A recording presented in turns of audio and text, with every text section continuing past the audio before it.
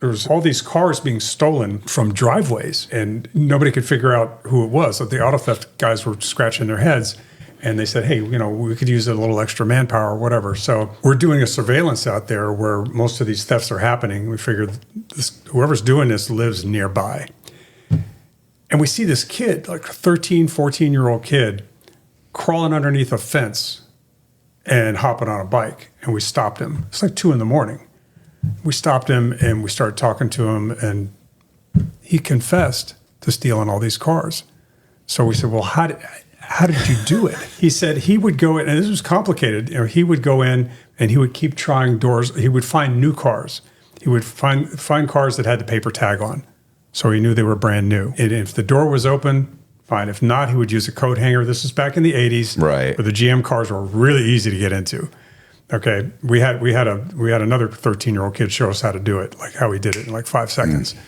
So this kid would get into the new car, open up the glove box, and take the invoice out. Usually people would buy a new car, they stick the sales invoice and everything.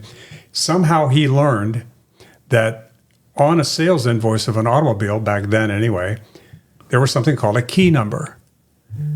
And so next morning he would take that, he would call up the dealership, and he would say, hi, this is Mr. Murphy, and I totally forgot to get a spare key for my wife. And, oh, yeah, Mr. Murphy, I'm going to send my kid down on his bike to pick it up. And he'd go down there and he'd give him a key. Did my dad call?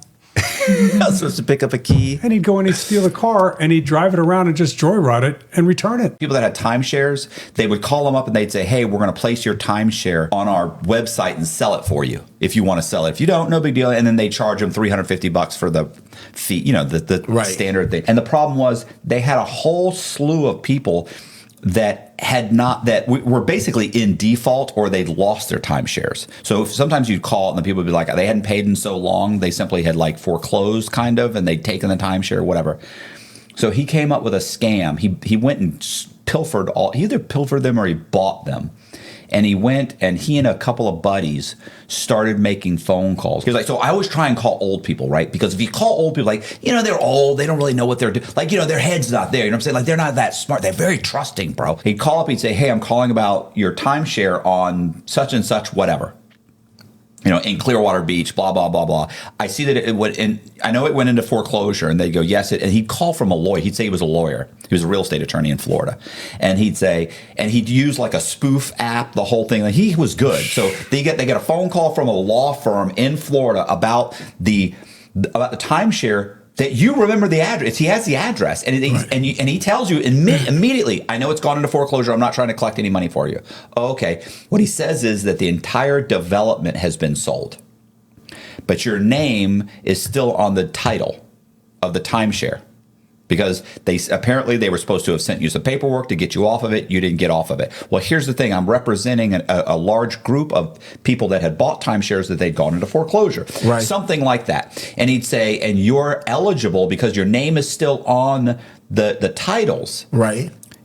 They're selling this to a large development company, whatever. Your portion of that is $120,000. So you're going to get $120,000. So they make them think they got money coming. They think, oh my gosh, I got a bunch of money coming. Right. And they're like, and then he would say, here's the thing though, to represent you, I take 30%. And that's a standard fee. And he explains the whole, he goes, you don't have to pay me up front. You don't pay me anything. I get that at the closing. They get all excited. He says, I'm going to send you some paperwork, whatever. He sends them some paperwork to sign. And sometimes they would go, I need to talk to my financial advisor. He would go, you don't need to call your financial advisor. Wait, does he sign your checks? Does he do, what's wrong with, he was like hardcore mean. But let's say they don't do that. And let's say they say, oh, okay, I get it. So you're just going to cut me a check? He's like, well, you have to hire me. Let me send you the paperwork. And it's just a 1-2 page document where he hires. And he was good at paperwork. He'd been doing this a while. So he would write up from a law firm. They would sign it. They'd sign some disclosures. Once they had signed everything and he'd schedule a closing and they think they're going to close, it would suddenly be like, oh, wow, we just got the title work back. Apparently, you owe $7,000 on for your dues. But this isn't one day call. He had to call. Oh, this is multiple calls. This is over weeks. So he would actually have a list of people on the hook at certain stages. He said, I'm always working. He goes, I'm always working 10 or 12 of them. He said, and he said maybe half those come through every week. He goes, but think about it. If I'm calling a dozen people and I get 6 of them and 6 of them give me $7,000, he said, because he would say, look, your dues were this much every month. I didn't realize you hadn't paid up your dues. Apparently, they have a lien on the property for this. I can send it to you. I can email it to you. And he'd have one named up in their name. They don't know. They're 75 years old. They're not going to go, let me go on public records real quick to make sure that this. They know that it went into foreclosure. Right. So if they were suddenly saying, look, I just don't have $7,000 and I don't have a credit card, he would say, can you go? And then they'd be like, let me talk to my son. He'd be like, he doesn't want them talking to their son because their son's going to be like, this is a scam. So he said, well, how much can you get? And I can try and go back to the timeshare company and see if they'll accept that amount.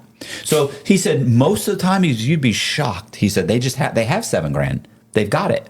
They'll pay you the $7,000 or $8,000, whatever it was. He said sometimes he'd get people on the hook he said, where I knew they had money. I knew it. And you'd get them for $15,000. This is what's messed up. He would then, if they paid quickly, he'd come back in a week and have some other issue. They had to pay, turns out the title company, they have to pay their title insurance up front. They have to pay this up front.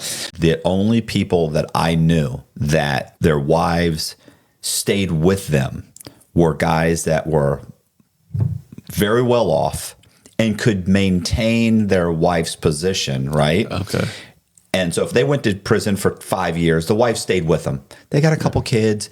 They own their house. They still are worth $12 million. Okay. He can continue to she can maintain her lifestyle for the next few years. Right. They stay.